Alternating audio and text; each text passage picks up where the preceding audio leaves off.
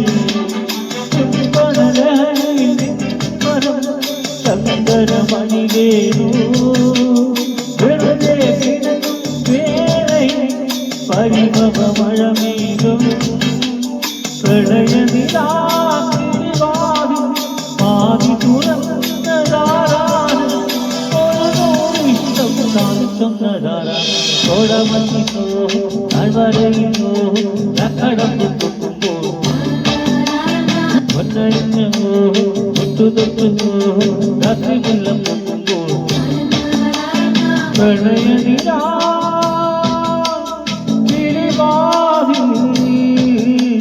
പ്രണയനിലാ